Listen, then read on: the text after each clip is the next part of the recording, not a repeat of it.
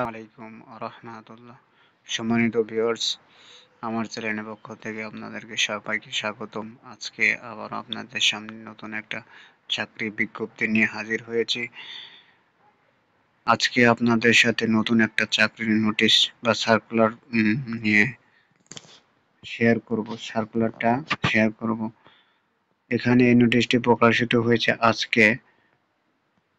প্রথমে আছে ভূমি মন্ত্রণালয়ের চাকরি। এখানে পদসংখ্যা একটা পদে, সেই পদের নাম হচ্ছে সার্ভেয়ার।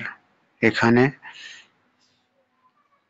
238 জনকে নিয়োগ দেওয়া হবে। তারপরে হচ্ছে বিমান বাংলাদেশ এয়ারলাইন্স, পদসংখ্যা হচ্ছে 106 জন। এখানে 106 জনকে কয়েকটা পদের ভিত্তিতে, 4-5টা পদের ভিত্তিতে নিয়োগ দেওয়া হবে। তারপরে আছে হচ্ছে শিক্ষা প্রকৌশল অধিদপ্তর। এখানে পদসংখ্যা মানে লোক নিয়োগ দেওয়া হবে। এখানে 7টা পদসংখ্যা রয়েছে, মানে 7টা পদ রয়েছে। 7টা পদে মোট 658 জনকে নিয়োগ দেওয়া হবে। তারপরে আরেকটা আছে জাতীয় ক্রীড়া পরিষদ। এখানে পদসংখ্যা 42 জন এখানে নিয়োগ দেওয়া হবে। তারপর বাংলাদেশ কেবল শিল্প লিমিটেড, পদসংখ্যা 23 জনকে এখানে নিয়োগ দেওয়া হবে। তারপর বাংলাদেশ সুপ্রিম কোর্ট আইনজীবী সমিতি, পদসংখ্যা 22 জনকে নিয়োগ দেওয়া হবে 9টি পদের ভিত্তিতে।